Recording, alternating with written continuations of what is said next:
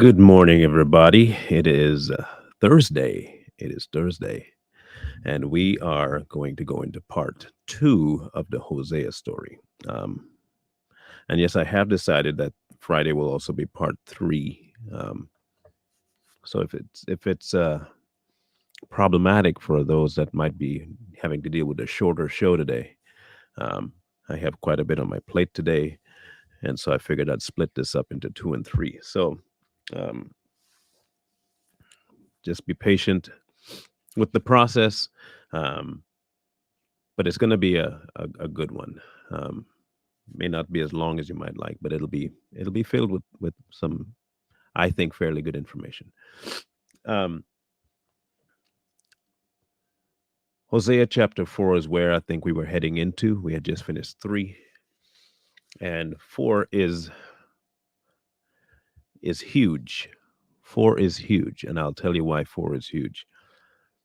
Um, a lot of the things in chapter 4 have to do with Israel, and many people, um, including scholars, um, look at this instance as a only in time thing, and I get that because I do that a lot of the times with the New Testament as well, and I don't really care about the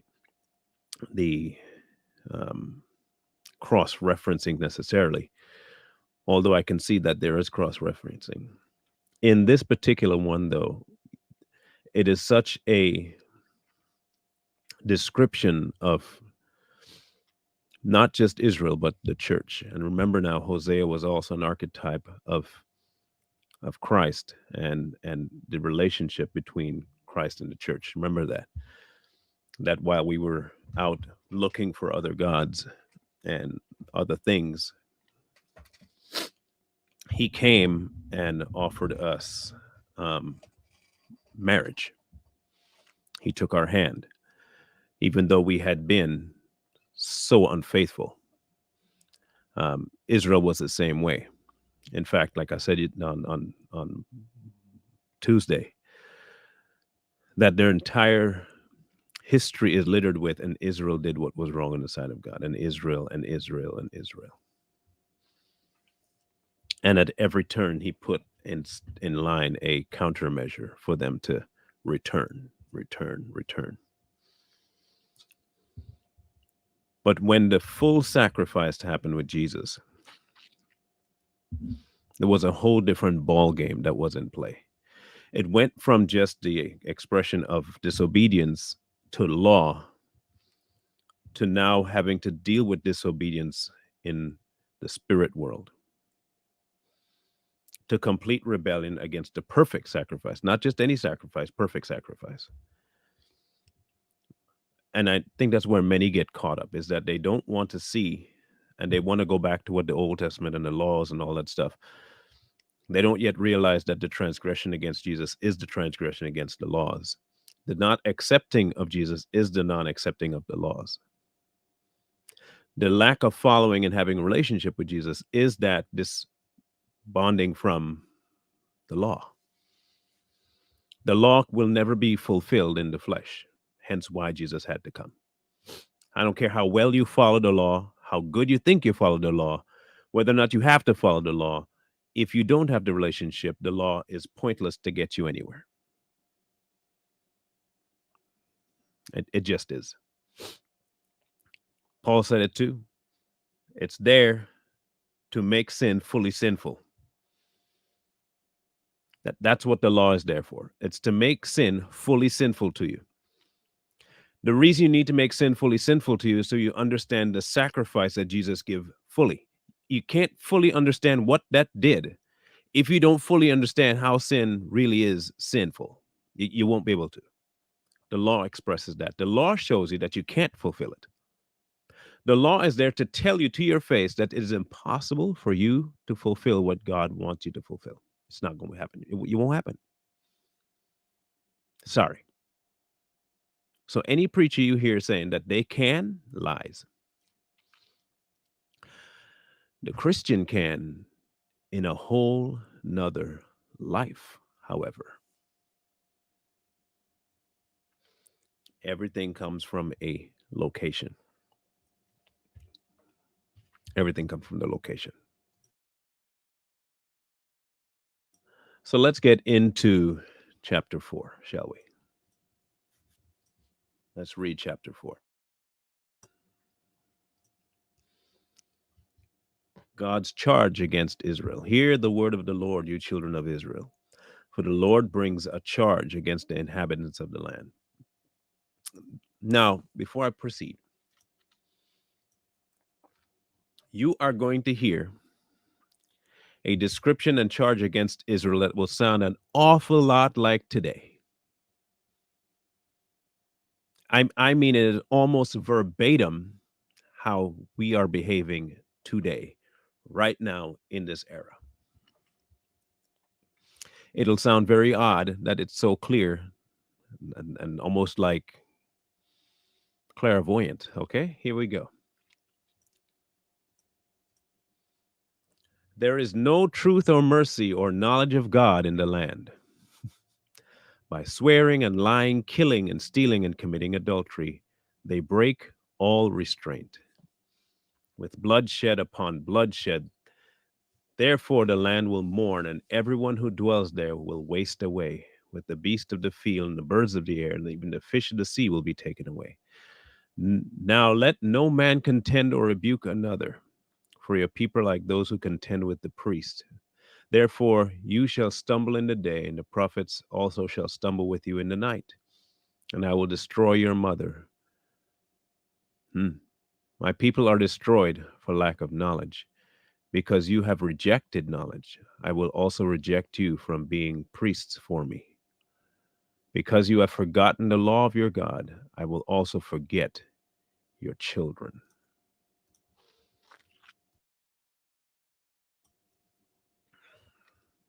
Now, in this particular chapter, you will probably hear a couple of things that a certain group of people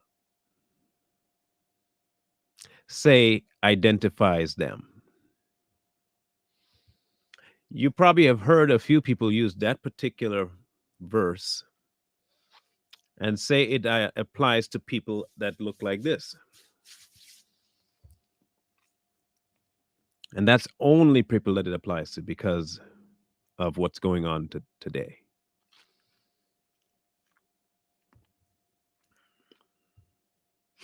Um, I'm going to give a little bit of my 2 cents on that real quick because it does apply to the conversation. Not an ounce of information is ever given about this. Remember now, you said this is a construct. Remember, you say that somebody else created.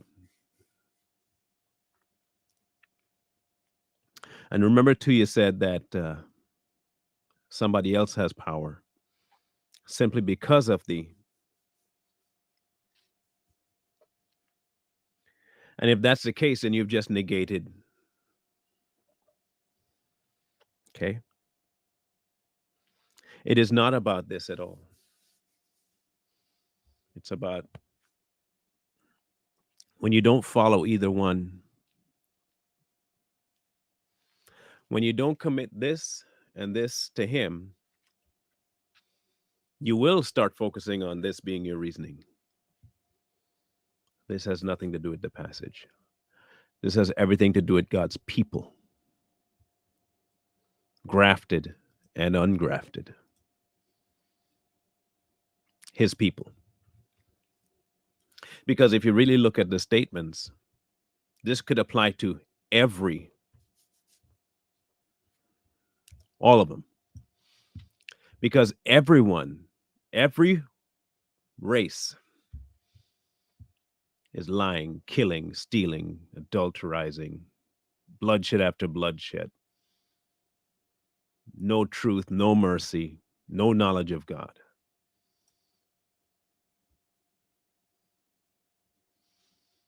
Everyone has turned to their own way. Everyone.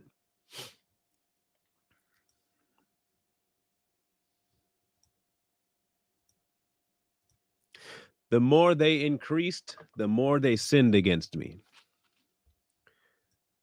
Just so you know, if you continued reading, that negates you right off the top because you're not increasing. I just want to put that last bit in there. You understand this is not about you. You're not increasing. In fact, you're doing the complete opposite. You're decreasing in every aspect. Okay? So I just want you to understand that first off the top. So that's not talking about you. Okay. I will change their glory into shame. They eat up sin of my people. They set their heart on their iniquity, and it shall be like people, like priests. So I will punish them for their ways and reward them for their deeds. For they shall eat, but not have enough. They shall commit harlotry, but not increase, because they have ceased obeying the Lord. The idolatry of Israel.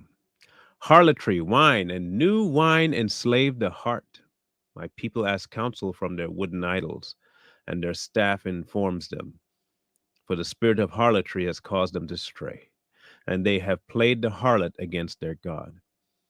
They offer sacrifices on the mountain tops and burn incense on the hills, under oaks, poplars, and terebinths, because their shade is good. Therefore, your daughters commit harlotry, and your brides commit adultery. I will not punish your daughters when they commit harlotry, nor your brides when they commit adultery, for the men themselves go apart with harlots, and offer sacrifices with ritual harlot.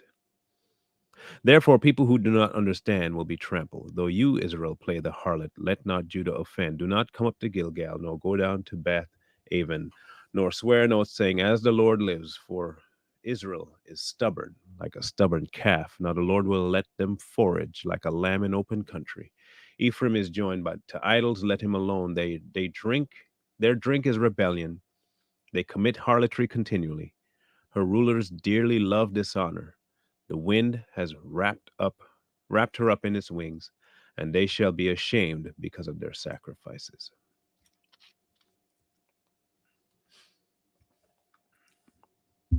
Let's just take the imagery for a minute.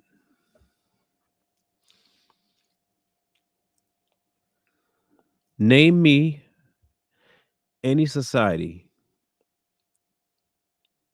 that fits that more clearly than today's society. Better yet, I bet you I can take that exact same description and place it over many of the so called churches. Do you think a lot of this harlotry and fornication and stuff, all of that stuff is just in the literal sense?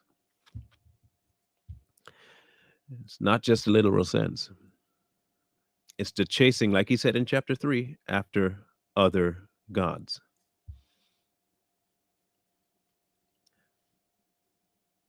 Pulpit ministers incessantly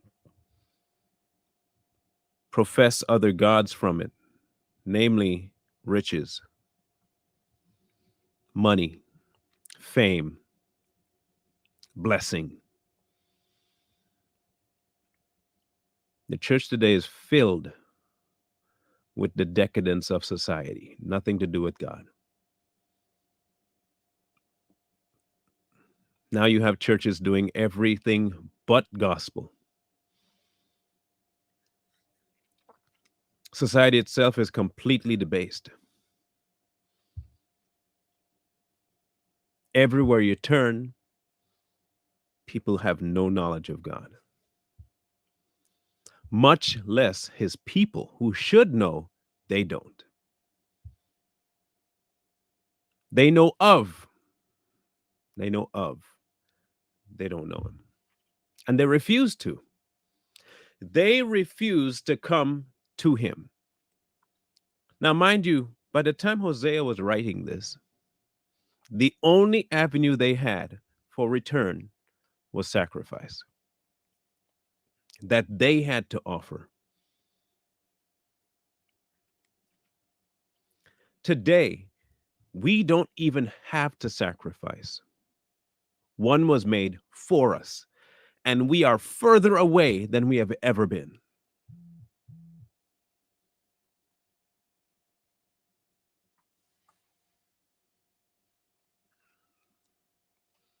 Our trust, our belief in God is nowhere to be found. I dare you, if you go to an assembly, okay, if you do our attending assembly,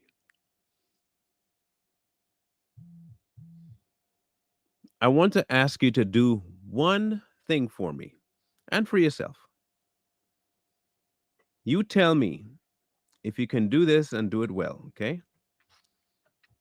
Go to your pastor, preacher, whatever you have, and ask him this one very important question.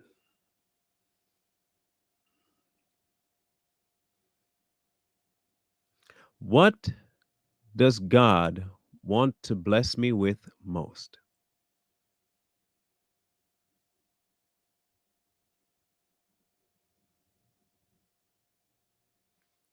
Ask your pastor, what does God want to bless me with most?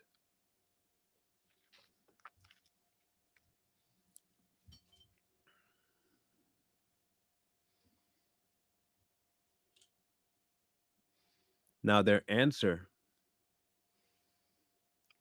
should not shock you, but you are hoping that it shocks you. Okay? You are going to hope that it shocks you. That's what you're hoping for. But unfortunately, I think you may not be shocked.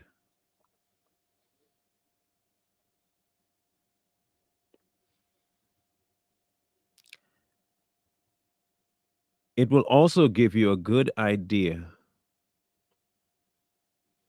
of what your church is teaching. Again, just go ask the head guy, what does God want to bless me with most?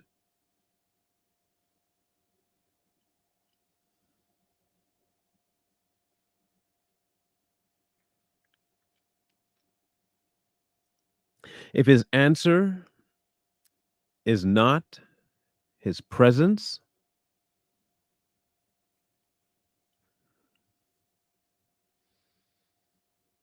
you see, the children of Israel were given countless signs and wonders and rebelled.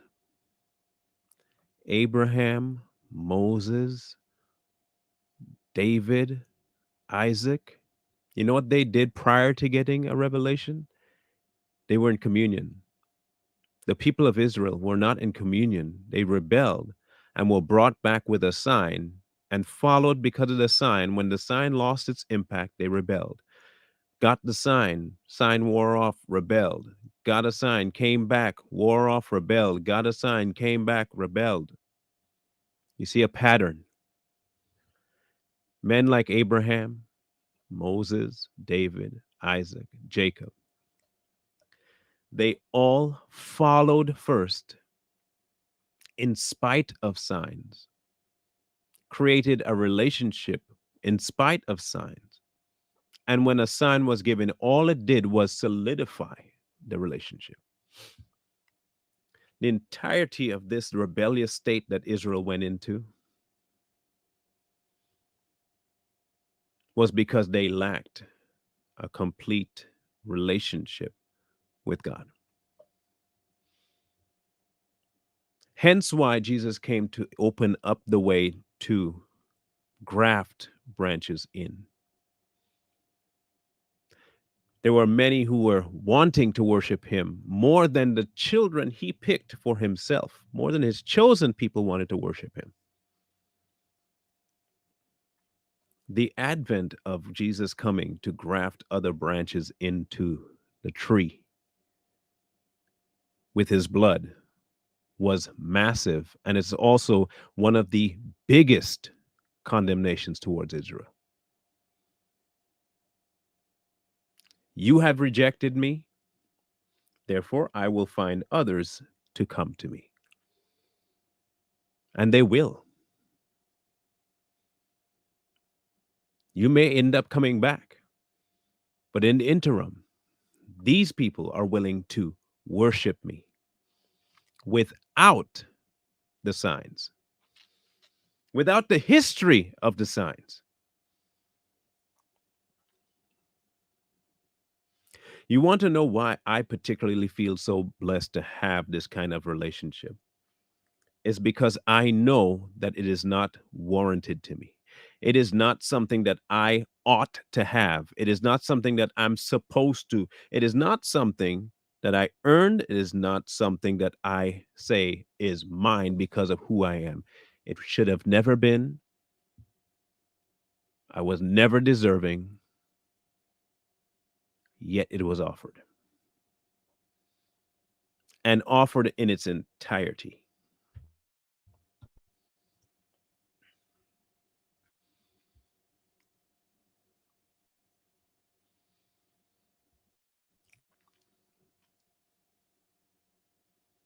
In its entirety.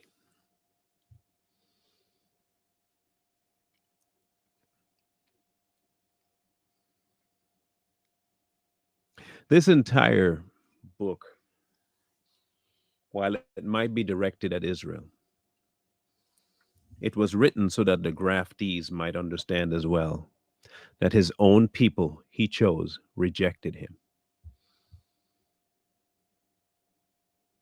and that he opened up the kingdom to those who were definitely not worthy.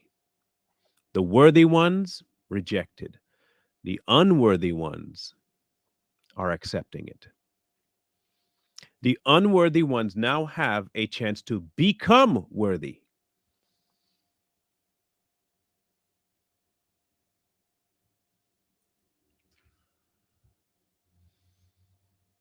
And that is massive. That is a big, big deal that we somehow don't really want to accept. We still somehow think we can earn something that we were never supposed to have. How are you going to earn that? Please tell me how you, right? You, the ungrafted, are going to earn your way short of him allowing you to, short of him lowering the limits, short of him changing criteria. How are you going to do that? Please tell me. If, if the children of Israel couldn't do it, who are you?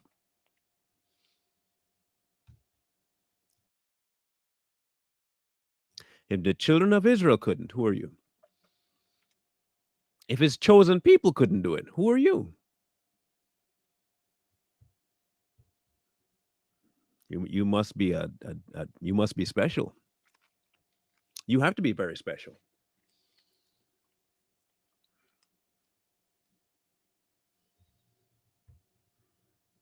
Hmm.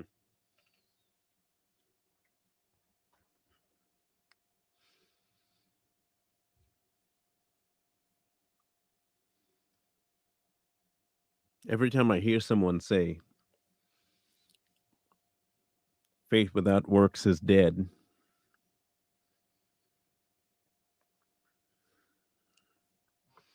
if something is dead, it no longer exists, right?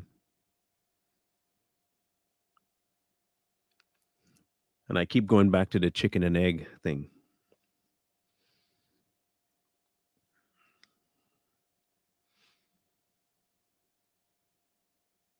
Do works produce faith or the other way around? Or are they separate?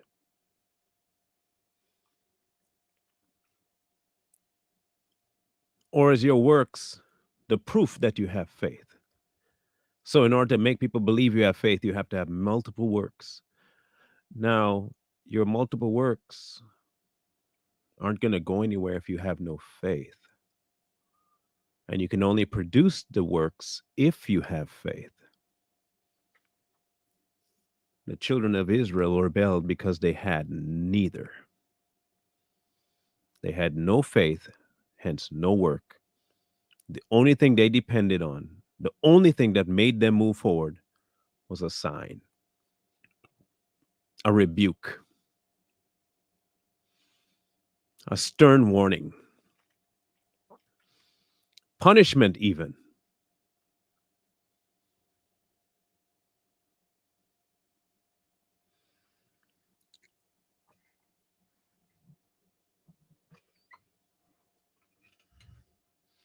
I keep going back to Abraham and Isaac and the request God made of him to kill Isaac. If Abraham didn't have faith that God was trustworthy, he would never have gone through with the request, or at least be willing to. He wouldn't have. His faith produced that work. He didn't operate in the work hoping it would produce faith.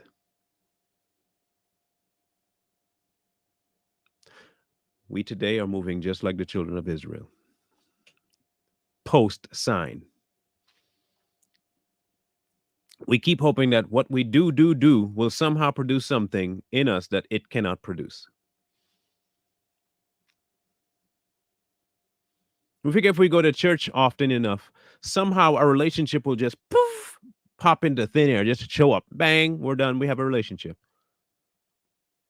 We think if we just give money, that will produce a relationship.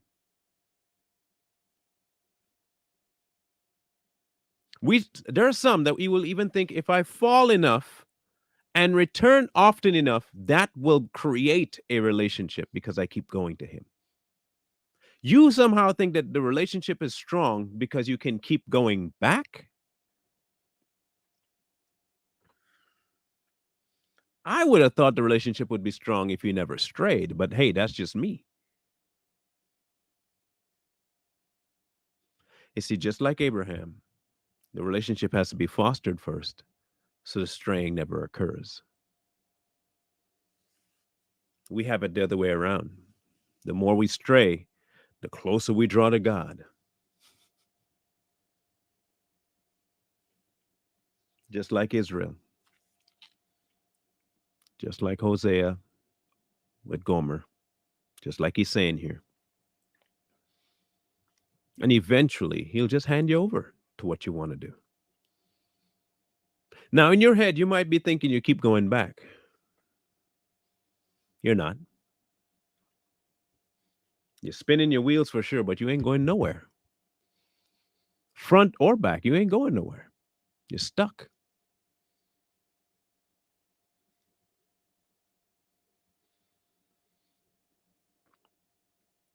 I think many you see God's presence as a chore.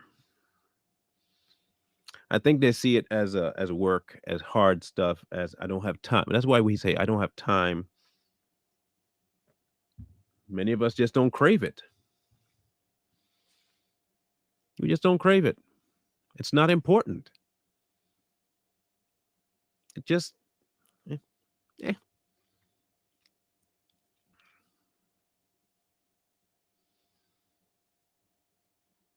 it is. It's just there. I go to church on Sunday. Heck, I even go on Wednesday. You remember how people used to brag that they went to church on Sunday, Sunday night, and Wednesday night, and then youth on Saturday, and then they went. They used to brag that that was what their routine was. You remember people like that? Remember? They used to brag about how many times they went to church.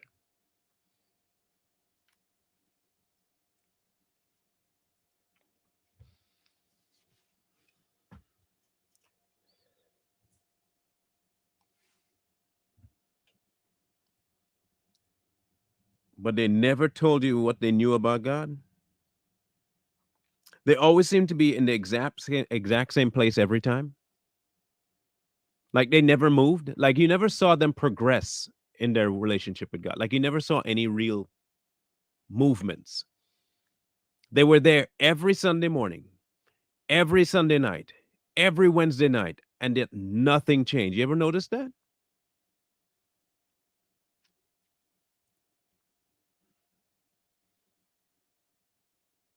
They'll even have a Bible study sometime in the week at the building. Nothing changed because they were banking on their work to produce some sort of faith. Eventually, you'll burn out, and you know what you'll say? God ain't real. You say God ain't real. This whole Christianity thing was a hoax, was a fake. I spent all that time going to church, and I had never found anything real about it. Remember? You remember a few that say that? Because all they did was motions. They did the Israel. They pulled in Israel. They kept hoping for a rebellious sign to pop into their periphery and say, bring back. And then they would come back gung ho, ah, and then run out of steam. And then another one, come back, ah. And they'll wait for Sunday. They'll go to the preacher and they'll get some kind of hip hop array music going in their mind and they're get hyped up. And by Tuesday, Wednesday, everything puffles out. They go back to Wednesday, ah, go back to Thursday, Friday, Saturday, and Sunday, oh, get pumped for the week. Remember, they will tell you this. Oh, I can't wait till Sunday to gas up to get through the week.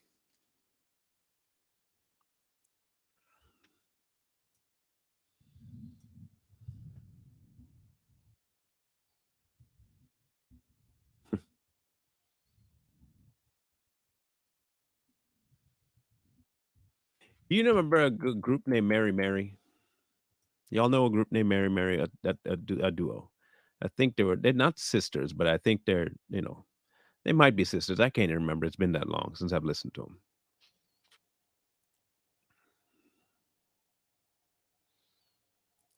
If you remember Mary Mary, they had a song called Sunday Morning.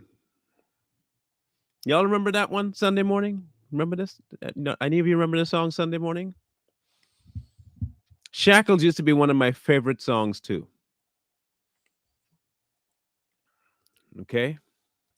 But I want to show you something. I want to show you something real quick. This is the verse of the song. Listen carefully to the verse and listen to the chorus. Okay? Carefully. Now remember, I'm talking to myself too, because this used to be one of my jams too. Okay, because the beat is,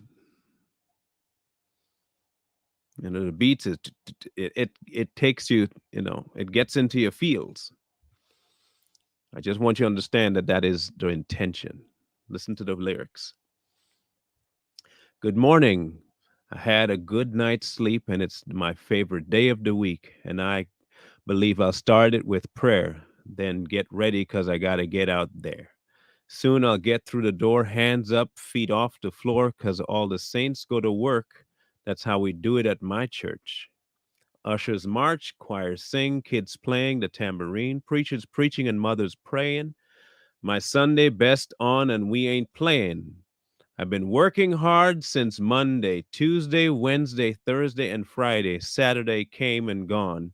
I can't wait to get to Sunday morning. Good evening. Night service is about to start, and I got to do my part. 'Cause I sing with the choir. We try to take the people a little higher. And then I give my testimony, tell everybody what God's done for me. Just want to encourage you, 'cause at my church, that's what we do. Maybe you go to the park, maybe you stay in bed, maybe you go and wash your car or hang out with your friends at the mall. And all those things are cool and maybe that's fine with you. I've been waiting 6 long days to get to my church on Sunday. I've been working hard since Monday, Tuesday, Wednesday, Thursday, and Friday. Saturday came and gone. I can't wait to get to Sunday morning.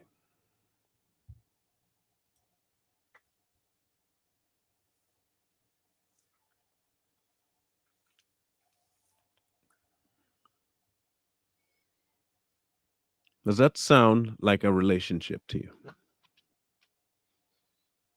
Or does that sound like a performance?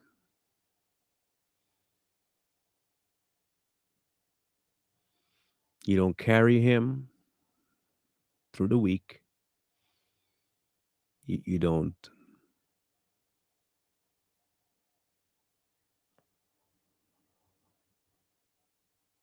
talk about him in the week.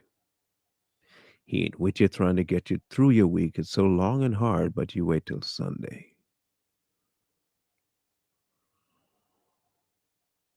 Sunday.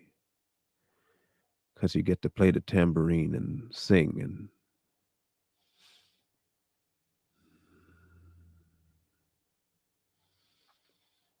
what exactly are you going to testify about on Sunday? What are you testifying to? What has he done for you? Like, tell me. You haven't said a thing that what you work hard in the week. What?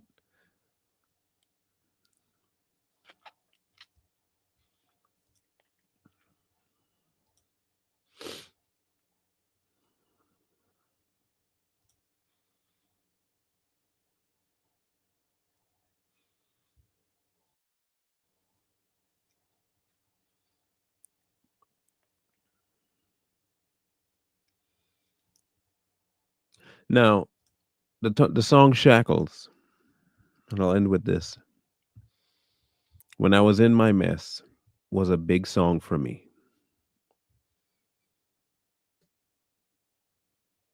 because I found truth in the song, and there is some truth in the song.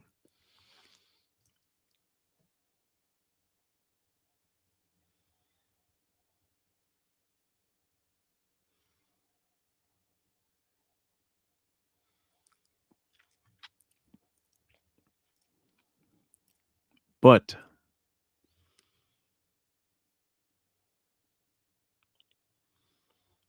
it's still a cycling song, and I'll tell you why I mean, or rather, a cyclic song.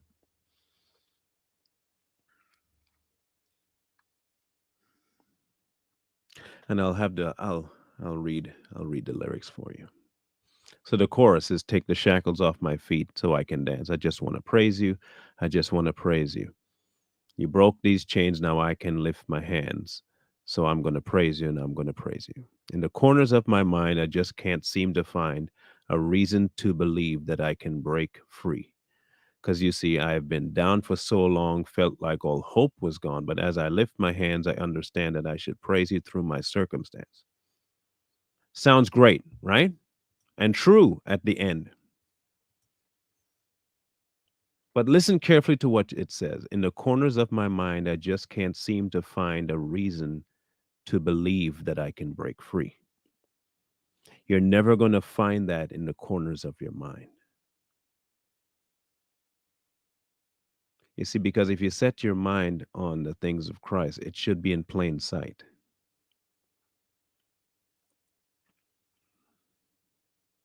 But because you only go to church on Sunday for Sunday and you went the whole week without even remotely setting your mind, I can understand why that salvation and hope might be in the corner of it.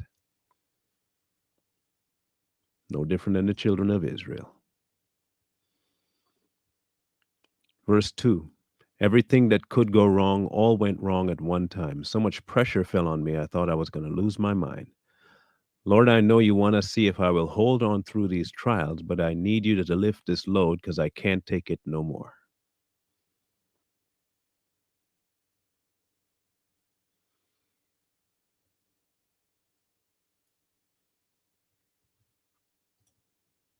It was never yours to carry. The song has no trust factor of God. It keeps looking for elation, it's looking for the feeling of freedom, but not the reality of it. The same with Israel. They wanted the sensation of freedom, but not the reality of it. Church today, they want the sensation of freedom. They don't want the reality.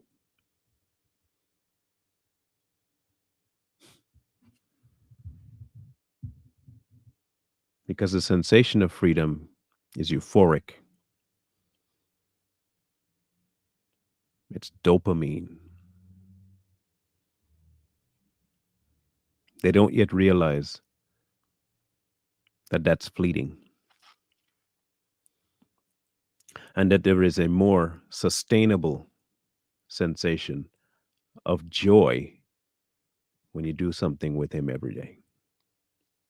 I'm not looking for elation, just joy. Just joy.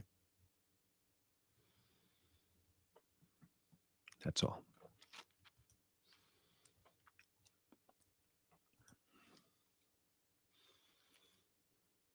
In chapter 5, we're going to talk about the judgment, and then we'll go 5 and 6 and we'll talk about the call to repentance. So we'll do the judgment and then the call to repentance all on Friday.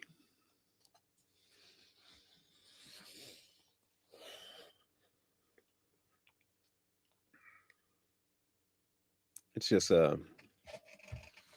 we got to start understanding what this is really about. This walk is not about, as I keep saying, us. It's not. Sooner you can get the grasp of that, the better off you'll be. It really will be better off.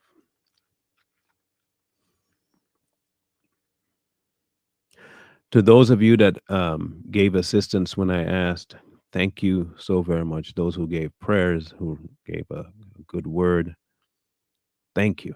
Thank you. Thank you. Um, we are making massive headway with the issue, and I want to thank you so much for that. That is has been it was a massive outpouring, and I really thank you in every way possible. Thank you for letting God um, use you. From whom? From myself or from Too Strong? Please let me know. If you have my email address, which you should, send it to me and I'll let him know which one it is so we can get a correlation.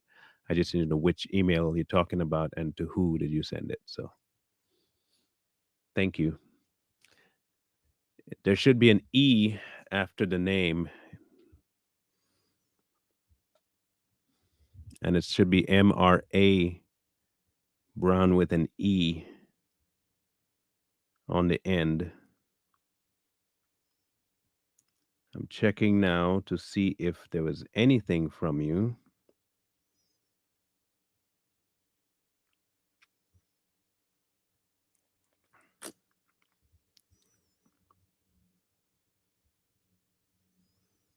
And I don't see anything. If it's not MRABROWNE at Outlook, and how long ago it would have been sent, I don't see one. I'm looking right now in my inbox.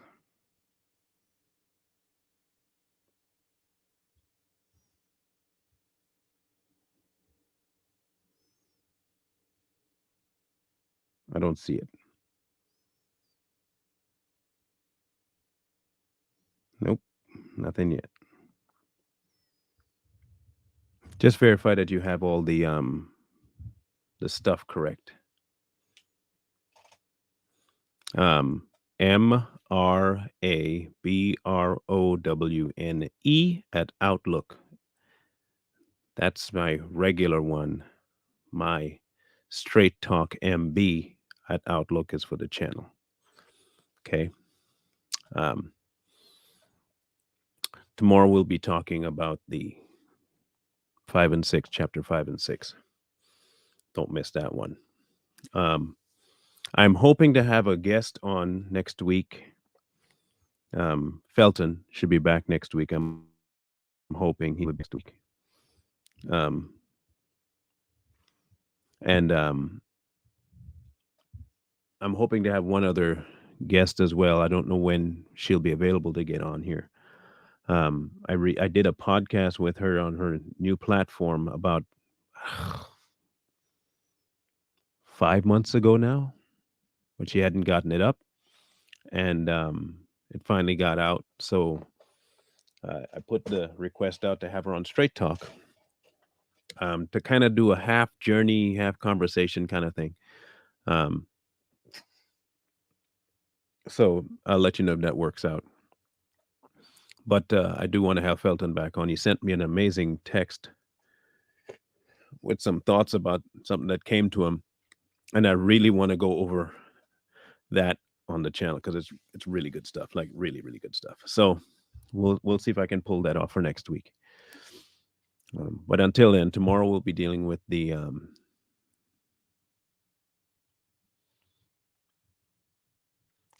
tomorrow we'll be helping with the what was I going to say?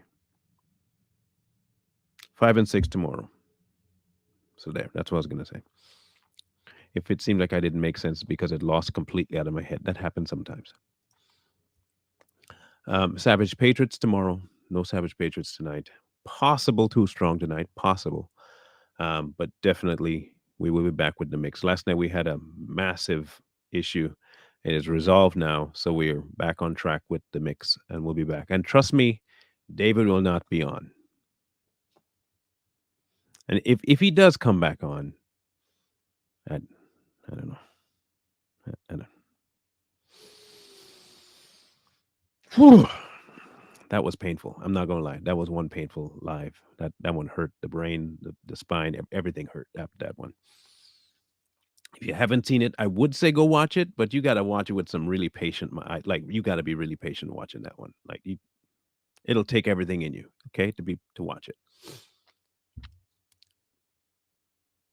So, come on, man, that guy, golly. Whew. He makes me believe in no hope for mankind ever. Like, there's no hope. It's just not going to happen. Mm-mm. We're doomed. I believe Joe Biden now. He makes me believe Joe Biden. Think about that. Someone makes me believe Joe Biden. Wow. Mm, mm, mm, mm. Yeah, Shamar is the boss. Like he's really good. People think because they see dreads he ain't smart. That brother got some brains on him now. Don't sleep on Shamar. I don't sleep on Shamar. Shamar's smart. He been through a lot for his age, and he came out on the good end because he did have a good uncle on his side, mind you. Okay, Corey helped him a lot. But Shamar is smart now. Don't get it twisted. Shamar's not a dummy, like at all, in any way, shape, form, or fashion. That man ain't stupid. So don't let the hair fool you. Don't the dreads are good. He like a Venus flytrap. Okay. Oh, just land. Ha! Mm-mm. Just land. It's a pad. Don't worry. Nothing's gonna happen. It's just a pad. You're safe with me. And as soon as you land, ha! You're gone. Don't do that. Don't play with him. Don't play with the man like that. He'll mess you up. He will mess you up. In any case, we'll see you tomorrow on Straight Talk. We'll see you tomorrow on the Savage Patriots. And we'll see you tonight on The Mix. You all have a grand rest of the day. Love you all. Mean it. Wisdom calls to you from the streets. Please, please, please find wisdom. Peace. Hold tight the dreams for if dreams